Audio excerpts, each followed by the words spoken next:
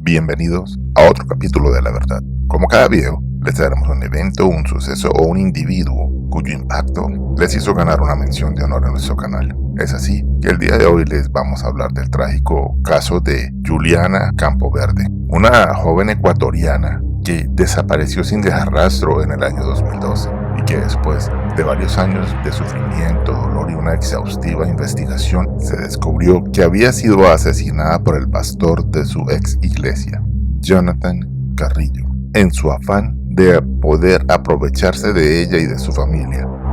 ¿Cuál es la historia detrás de este fatídico suceso? Acompáñenme y descubramos juntos la verdad. Tú por no dar y por no poner estás reteniendo a Dios. Y todo el que pueda dar $100 pase. Me enseñó un apóstol algo, me dijo: Cash, a la iglesia uno siempre lleva dos cosas: Biblia y chequera. La Biblia para que aprendas lo que Dios te va a decir y chequera para que lo ores.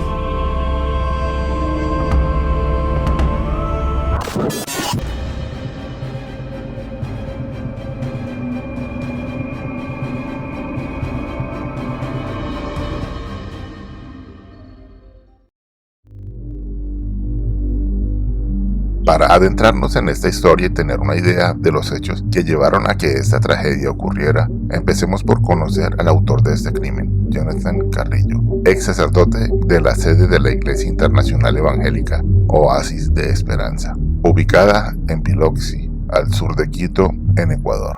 Jonathan nació en algún punto del año de 1982 en la ciudad antes mencionada.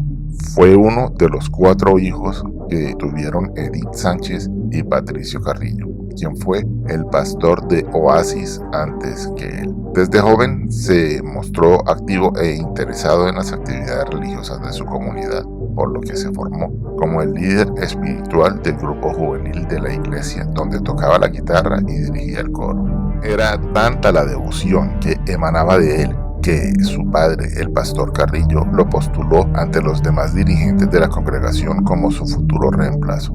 Sin embargo, lo que parecía ser una carrera prometedora al servicio del Señor terminó tomando un camino bastante oscuro cuando la vida de Carrillo se cruzó con la de Juliana y su familia.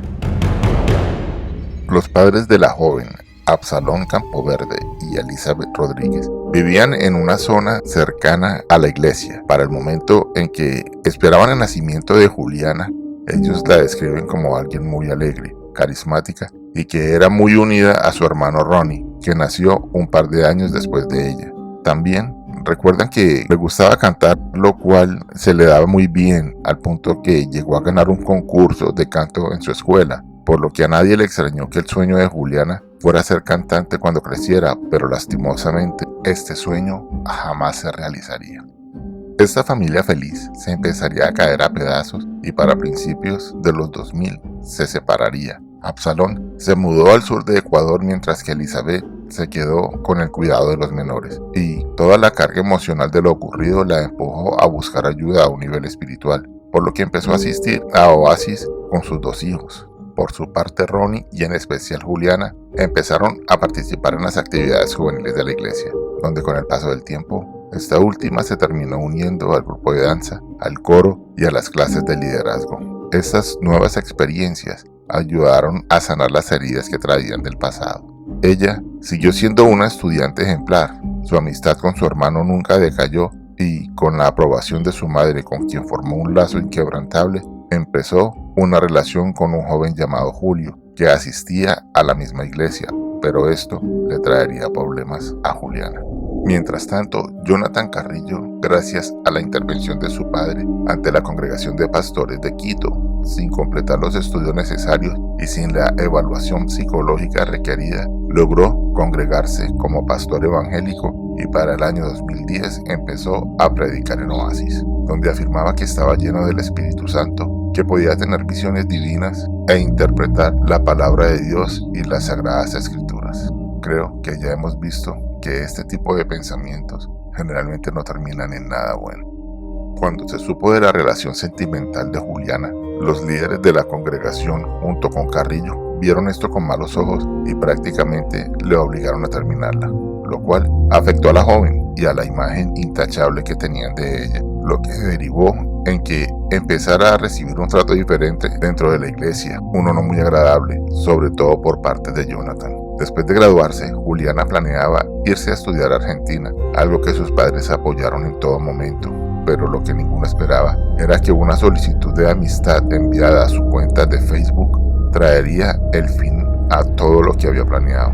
Dicha solicitud provenía de un tal Juan Solano, quien afirmaba ser un psicólogo y pastor que parecía conocer muy bien a la joven a tal punto que usando citas bíblicas trataba de manipularla y confundirla, incluso casi llegando a hacerla desistir de su viaje a Argentina. Pero la gota que colmó el vaso fue que aseguró haber tenido una visión del plan que Dios le tenía reservado, el cual consistía en que debía casarse con Israel Carrillo, hermano de Jonathan, el pastor de Oasis. Juliana se había dado cuenta que la forma en como este Juan Solano se expresaba era prácticamente la misma a como lo hacía el mencionado pastor. Así que le contó a su madre lo que estaba sucediendo y Elizabeth, claramente enfurecida, abandonó la iglesia junto a sus hijos para poder alejarse de toda esta enfermiza situación. Sin embargo, la paz que les trajo esta decisión no les duró mucho,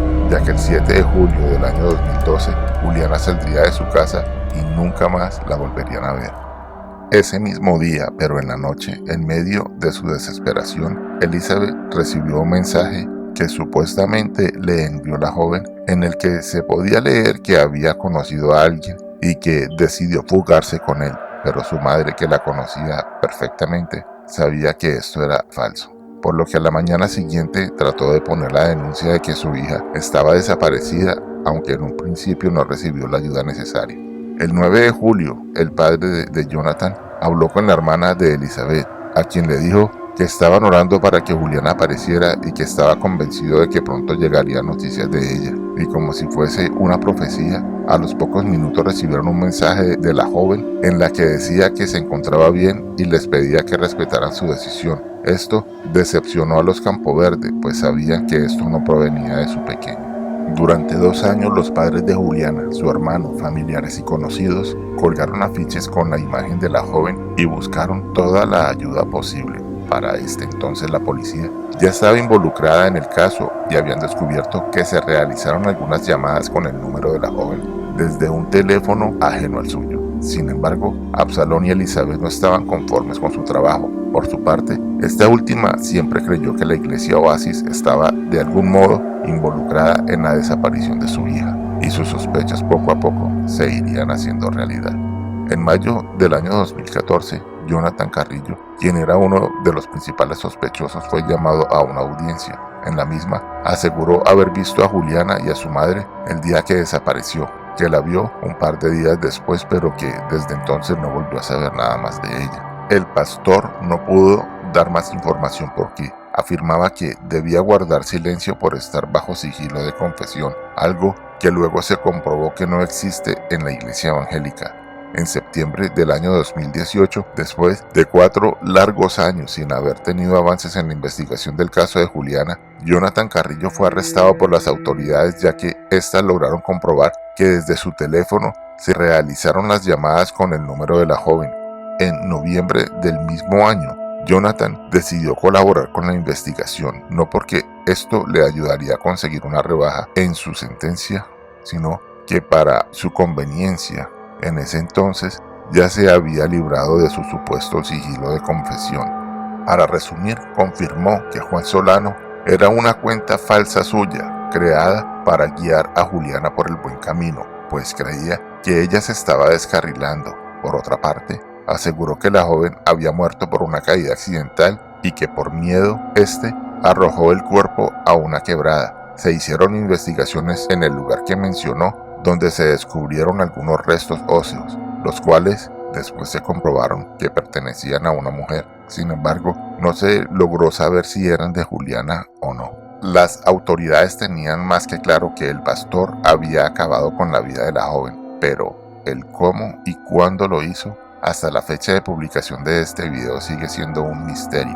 Afortunadamente, el resto de evidencia disponible fue suficiente para hacer que en julio de 2019 fuera llevado a juicio bajo los cargos de secuestro extorsivo y asesinato, y después de un largo año de disputa legal, el 11 de junio de 2020, el Tribunal de la Corte Provincia de Pichincha condenó a Jonathan Carrillo a 25 años de prisión, trayendo justicia a la vida de la familia Campoverde, quienes recibieron $100,000 como compensación, un dinero que, como sabemos, nunca les va a devolver la vida de su pequeña hija, de la cual desafortunadamente nunca pudieron conocer su paradero final. Esperemos que Juliana, donde sea que se encuentre, esté en un lugar mejor y que, por muy duro que sea, su familia logre encontrar la paz después de esta terrible tragedia.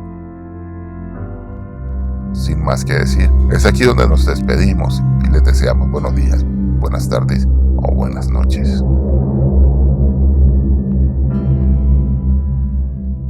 Hola, muchas gracias por llegar hasta el final. Si te gustó este contenido, por favor suscríbete, dale like, comparte y síguenos en nuestras redes sociales que encontrarás en la descripción. Si tienes sugerencias a un tema que te gustaría escuchar, no dudes en dejarlo en los comentarios de La Verdad TV.